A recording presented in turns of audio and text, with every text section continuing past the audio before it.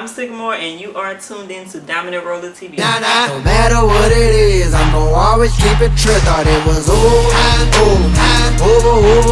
I'ma show you, I'm a dominant roller. What's up, this Trolley Boy, Dominant Roller TV. We have Sycamoore in the building. How you doing? I'm doing good. That's good. I've been hearing a lot about you around the city. You've been doing a lot, especially in 2017. 2017 was lit. We can start off by saying it was lit. It really was. I seen you done did other interviews. You done dropped the album, The Queen. Yeah. Yeah, tell me how that's going. The Queen is going good. It's funny because I wasn't expecting to sell as many like physical copies as I did, but it got a lot of support. Yeah. You know, and I'm just starting out. I done had like a couple of mixtapes in the past, but I just considered that as like practice. So this was my first solid project. I would say like every track on that bit, it was just rolling. Yeah. You know, so I got a lot of support and it just felt good, man. I felt good. Tell me, what's the what is the meaning behind the Queen? I know what the Queen is, but like what is your definition of why you called your album The Queen? The Queen? Mm-hmm. Is it like the Queen of Louisiana, Queen of Baton Rouge maybe? A couple reasons. Okay. Like a couple reasons. Because I just first of all, I'm the queen of my city. Like, I do this shit. Like, ain't nobody really spitting like how I be spitting as far as like different women. I ain't gonna shit on nobody because everybody doing their thing, but I just feel like I'm that dope, which I feel like every woman should feel that way. Right. So that comes to like another reason why I called it the Queen, because I just wanted women to feel like they are queens in whatever that they do. You know? So I just wanted to give off that vibe. Like, and it's literally like after I did that, people just started calling me Queen. Like, you know how in New York they be like, oh, what up, King? Or, you know, like, instead of like other terms that people might use, you know, on a regular basis to refer to a woman. So I just wanted to set that tone, and it worked out. Cool. Do you think is any like, is it any other females in your city that you would want to work with? Yeah. Like who? Yeah. That I haven't worked with so far, I would say they got this chick named Lady SG. Yeah, she's dope. Yeah, she's dope. I want to work with her. I feel like a fan right now. Her, I don't know if this girl named D-Ray, or I don't know how to pronounce her name, but I know she Ronnie Rap Game wife. Okay. And I think she cold. Like, I want to work with her. I don't know too many singers. They got this girl named Jenna. You ever heard of her? I never heard of her. Okay, well, she's like the only singer that I really know of from Baton Rouge, and her voice, it give me like Janae Aiko.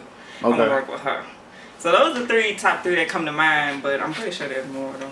So how is it in the rap game as a female artist with the lyrical ability that you have? Like, how is it, like, dude? Because I know, like, I watched a few interviews of female artists, and they say it's always, you know, some type of block when people don't think that she can go as hard as he or whoever. Right. I think you asked me like, how is it being a woman in the rap industry? Yeah, how is it? Yeah. I think it have its pros and its cons, but everything has its pros and its cons. You know what I'm saying? Yeah. So it's just like I've had instances where like people try to take advantage of me, like, but that was like I've been rapping for like since I was in high school. Right. So when I was younger, I had people like, oh, I can do this, I can do that, but I don't think those same things would happen to a male, you know.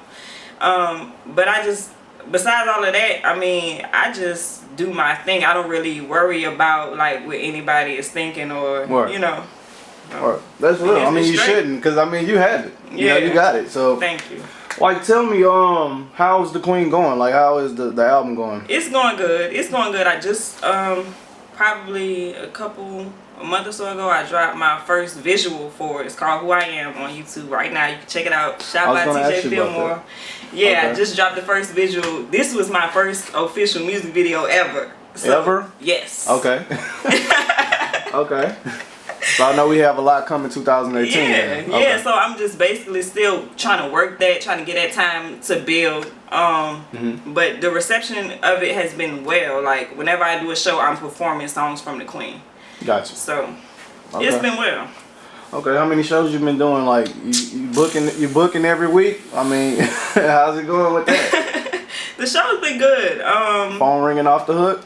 Yeah. It's funny because it wasn't until I did my first show of 2017 with these guys called the BR Hip Hop Project. Okay. And it's basically Mike T from the Soul Lab, Mark Dub, he's from the Soul Lab as well, which is a radio podcast based on like hip hop and hip hop culture. And Marcel P. Black, who is an artist, like they created this thing where they like put together different projects for the city. Okay. So they did this event called Faith to Flow Sunday at Uppercuts Barbershop. And that was my first show for 2017. I seen that. You killed that. Yeah, I saw thank that. you. But after I did that, it was just like a fire was like lit, like within myself, and I got a lot of people's attention, so a lot of opportunities started coming from that. Okay. So, yeah, ever since then, shout out to them, thanks for the opportunity. Like ever since then, I've just been moving. Yeah, a lot of people don't understand. You've been on the scene though. This is not like your first go around. Right. You know, I just wanted to let that be clear. Yeah. You know, you've been doing it. I think that it was the consistency that I was lacking. You know, because you can't just like start then stop and then start and stop, and then people's gonna be like, you know, what's going on? But I think this has been my most consistent time, you know, with music. Okay. So I just want to keep going. Like I don't want to stop this time. Yeah, just progressing, elevating, just keep going. Right. Oh, we looking forward to a Queen too? Yes. When? Yes. Second quarter of the year. I'm hoping April, but we in the writing and recording process right now. Okay. And I just wanted to stick with that because like it got good reception and it was natural. Like it wasn't nothing that, you know, I had to really sit down and think about. Like it just came about. So I'm gonna stick with that. Queen 2 is coming soon. Okay, what's the perception? Like what what's your angle you coming from on this part 2? What's gonna be different about part 2 from part 1? Part 2 is gonna be more of a how can I say, the songs are gonna be more single based. Like they're gonna be more singles on there than what was on the Queen one. Okay. So. Well, don't the audience determine what's the single? True, in a way, true. But at the same time, okay, how about this? How about I say I'm gonna try to put more single type songs on that. Okay. And then they'll let me know. I got you. What would you say your target market is? My target market would be like high school, late high school, junior high. Junior and senior females, college females. But what I found out through Instagram was a lot of guys like fuck with me. More guys than I expected like fuck with me. Yeah. So between like 20 and 28 males, they're part of my target audience as well. Like I didn't know that, but they got the little insight. You know, if you have a business like a business account, analytics and all that. Yeah. So that was a surprise, but I guess I can throw them in there too. Okay. Hey, supporters are supporters. Right. So tell me about this website. I see you just launched a website. Yeah. Yeah, sycamooremusic.com. It's basically, I just wanted to have something.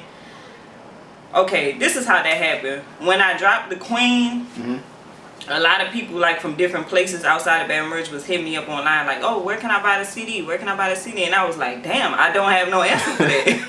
I don't know. Right.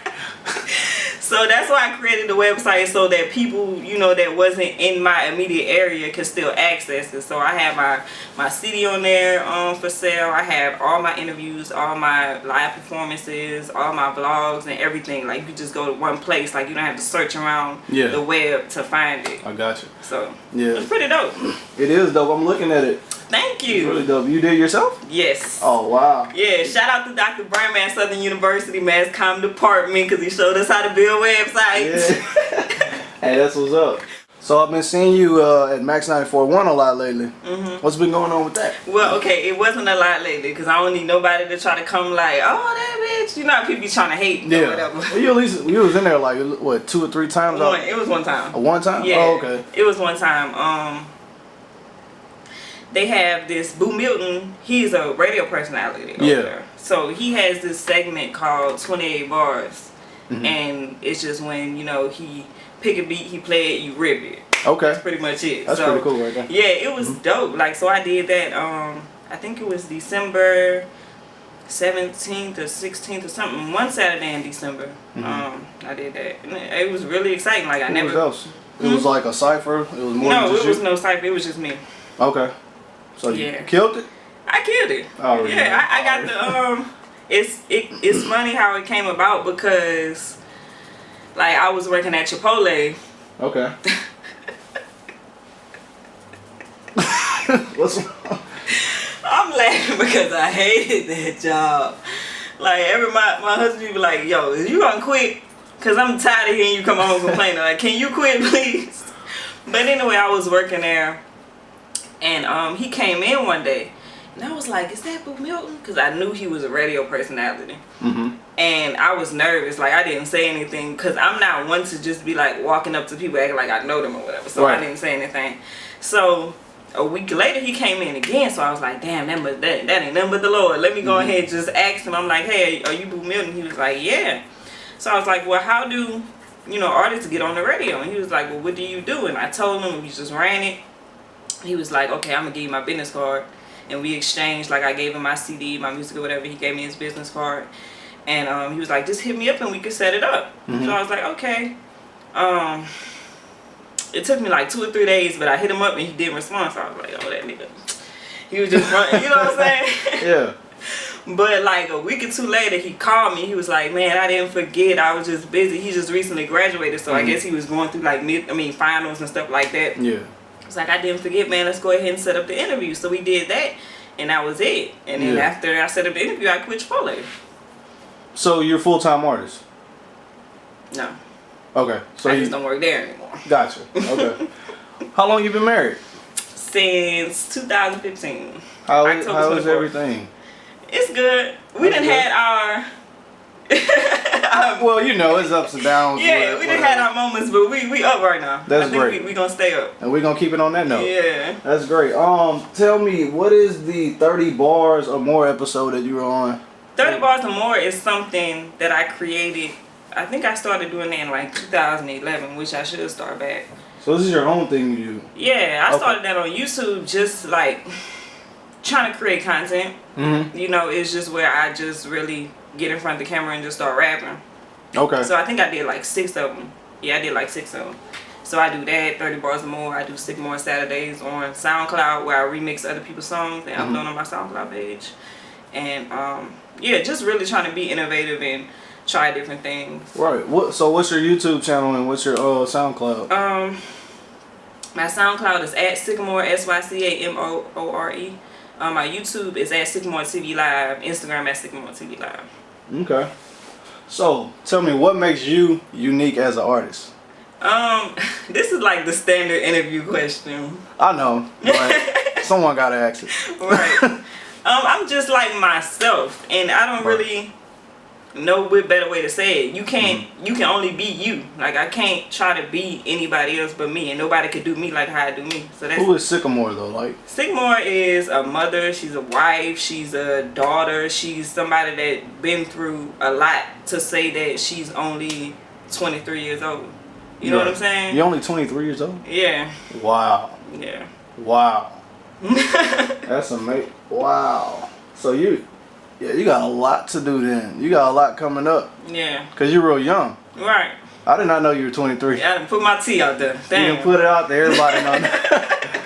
Hey, that's what's up though. So I'm looking forward to a whole lot coming from you, man. Yeah, it's only the beginning, man. Yeah.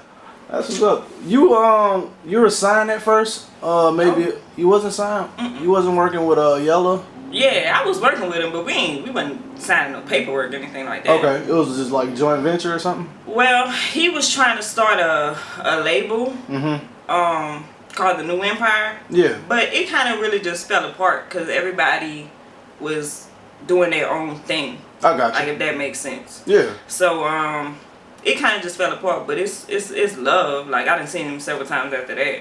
Yeah. Y'all was cool people. Yeah, he's straight. Yeah. I tend to ask this question a lot, but I just want to ask, what would you tell a young female artist who wants to be the next Sycamoore? Like, yeah, like how you switched it up. what would you tell them? Not to try to be the next Sycamoore. Okay. Just be you. Just be yourself. Right. And that's what I had to learn because. Right. I mean, I have people that influence me too, but I had to realize like you can't do them. You can only do you. And I think that's why that really was one of the things that made it hard for me to like continue rapping, among other things, but I just wasn't being myself. Right. So once I finally like found out who I was and what I wanted to say and what my message was, it was easier for me to the key. Yeah, move forward with the music. So I mean, if somebody that's younger than me want to rap, just practice your craft and find your message and run with that. Right. That's all I can say. Who were your childhood influences with music? Man, babe, no. Babe. Yo, I must say, I got 3 older brothers, so it was nothing but like hip hop growing up. And my mom and my dad, they love music. You only girl? Yeah. Okay. Yeah, so it was always good music around, but I didn't want to rap until I seen Remy Ma on BT. Okay. I'm not gonna lie, like I was a teenager. That's I was like a preteen, yeah. And she was on the I don't know if it was Conceited. It wasn't Conceited, it was whatever with Swiss Beats. That's it. I'm like, oh, who is that? Brown skin girl. I'm like, yeah, I want to do that. So that's really what sparked it for me. And then I just started doing my research and I found out about Foxy Brown, Little Kim, like Youve, like, and I'm like, okay, this is something that, you know, I can do. Yeah. So really women in hip hop in general like influenced me, but Remy was like, she made me want to rap. Still my favorite rapper to this day. I respect that. Yeah. I respect that. Here's another generic question, if you will. Where do you see yourself in your career in the next 5 years? Matter of fact, the next 2 years. Shit. The next 2 years, well, I can just tell you what my plan is. Okay. You know, the next 2 years, book like shows, paid shows, I should say. Next 2 years, paid shows, paid features. Because I'm not charging, letting y'all niggas know right now, I'm not charging for any of that shit right now. But 2 years from now, like, the price is going up, as they would say. Right. So I basically just want to just build my name and build my credibility so that I can say, okay, it's X amount of dollars to do X, Y, Z, and it still be some quality shit. Yeah. So I want to do that. Like, I see myself doing that and really just traveling around the southern region of the United States. What are some of your motivations that your music come from? Like, is it, like, you know, mom, dad, like, anything that hits home for you that really makes you just want to go full force? Yeah. The biggest thing that made me want to go full force, I would have to say, and really has like kept me going when I just wanted to be like, fuck everything, would be my son. Like, just seeing him, you know, like, I mean, he's only 2. So, just seeing him and knowing like, okay, I have to leave something for you. You know what I'm saying? Like, I have to. That's real. Him. And besides that, my family, my friends, like where I draw inspiration from, my family, my friends, just like the experience. I like to, like, I find myself when I'm not, it's kind of like the Mary J. Blige syndrome. Like, when you ain't going through this thing, Mary don't really sing like that. And then when she do sing, it's just like a whole lot of, I hate to say pain. It is pain. Yeah, it is feel pain. When she do, you know. Yeah, and I hate to always make that type of music, but that's what it is. Like, that's what hits home. Yeah. Yeah. If you wasn't doing music, what do you see yourself doing? If I wasn't doing music, I would be kind of like what I'm doing right now. Outside of music, I'd be a broadcaster. Okay, well, you broadcast. I didn't know that. I can't put all that out there. You got all type of stuff going on. Yeah, I got a degree in mass communications, broadcast journalism, and I graduated in May from Southern University. So, I mean, I just do that. But I really wanted to get into radio broadcasting. Okay. But the thing about that is, like, radio is dying. So, yeah, it's like with the internet, it's not like the #1 and only source of, you know, like how it used to be. So, but with that, it still opens other doors. Like, there's, what they call it, satellite radio, and, you know, the internet. There's still ways to do it, but I just like media. I like creating content. If I wasn't making music, I'd still be in the media. Yeah. You know? What do you like the most about the media? I guess the way you can touch people, reach them. Okay. So out of everything that's been happening last year, I know you had a great and successful year 2017, but like with the Alton Sterling situation, the shootings, just all out chaos. Right. You know, like, How do you feel about that? Did that affect you at all? Yeah, it hurt. Like, one thing where I like, see, I sometimes I feel like I'm just too real, but I ain't gonna put that out there. But literally, when that happened, I could look out my door and see people protesting, marching down the street. Mm-hmm. Like, I was at the police rallies in front of, you know, the old women's hospital. Okay. So, I mean, and it definitely hurt. Like, it hurt. And besides all of that, to still see young black people killing each other after all of that, it hurt even more. And like I told you, I work in broadcasting, so every day I have to hear about another body. Right. It's like the streets come alive after like 12 o'clock. Mm-hmm. And really, today I just heard about how somebody was murdered on Avenue E. Yeah, I heard about that. At noon. At noon. You know what I'm saying? Yeah. So that hurts. I don't really know what more to say. I don't understand. Like, I don't understand what all the killing is about, but... What do you think can be done to decrease that or even stop it? Like, what do you think it'll start at? That's a loaded question. Yeah, I know. Because it go way back. It does. You know what I'm saying? Mm-hmm. What do you mean, though? Some people don't understand that. I understand what you're saying. Some people don't get that. Like, what do you mean? It's not just like, y'all put the guns down. Right. It's like conditioning and right. fucking generational events that created, like, where we at right now. Right. You know, so I think one thing that could help it would be education and equal opportunity. Mm-hmm. Like, you know, for the people that come from, like, well, I'm not sure where you from, so I'm not gonna say where we come from, but like people that come from like impoverished communities, like, they don't have the same opportunities, so they end up doing things that, you know, people with greater opportunities wouldn't do. Mm-hmm.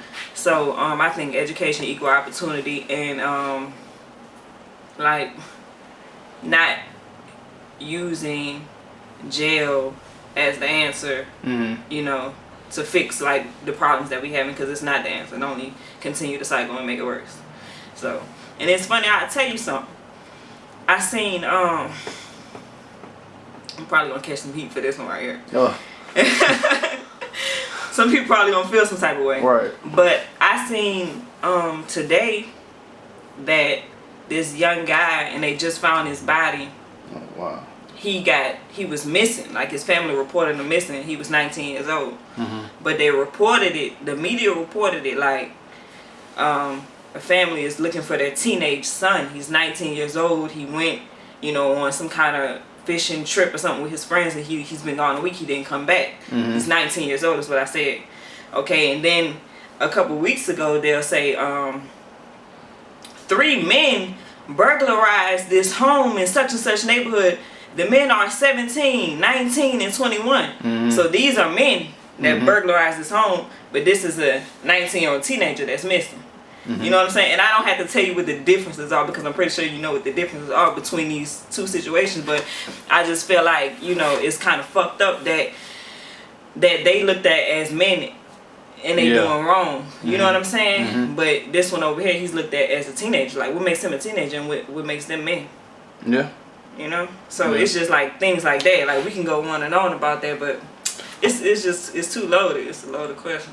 Well, I know once you hit that 17 mark in Louisiana, you grown. Yeah. You know? Right. So I don't know why they said teenager and man either. Right. You know? So. But it just comes down to perception. Yeah. And the media has a lot. They have a big part in, like, they have a big role that they play in, like, what's going on mm-hmm. in our city, in other cities too around the nation. So. Well, do you think music has a big thing to? Do you think that music plays a big role in what's going on as well? Shit, yeah. Like, as far as the violence and mm-hmm. keeping it up. Mm-hmm. Yeah. It do. Yeah. But I think if everybody just have to accept a little bit of responsibility. It's not all on one thing. Right. You know, right. everybody gotta accept right. responsibility. You can't say that music influences you when it's beneficial for you to say that. Right. You know what I'm saying? Because music influences you, period. Like, they got baby making music you listen to when you want to right. They got music that you listen to at church when you want to praise the Lord. They got music. Yeah. So it's definitely influential. You just have to, you got to be real about that. Right. I'm only asking you because you're an artist. Right. You know, but I'm saying like hip hop is like the biggest. Yeah. You know, so and I mean, if you listen to a majority of hip hop, you get the same substance. You know, I don't get that from your music though. Appreciate it. You have actual substance in your music. But at the same time, that's one thing that.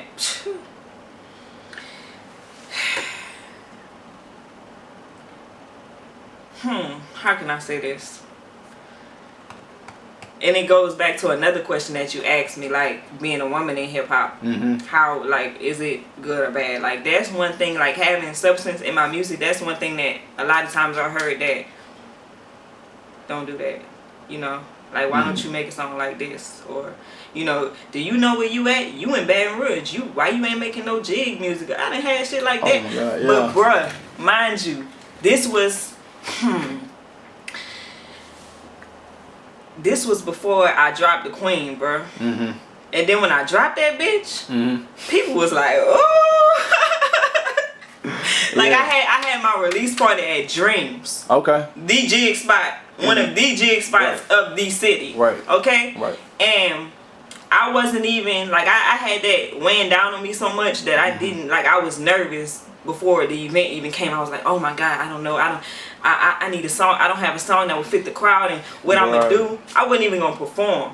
Right. But when I got to that bitch and I performed one song, they was like, "Where you going? We want to hear something else." These are the same people that jig all night. Right. You know? What that tell you though? They don't tell you like, you know, I know you got all those people saying you need to make a jig song because you're in Louisiana, but don't that tell you that Baton Rouge seem to be missing something?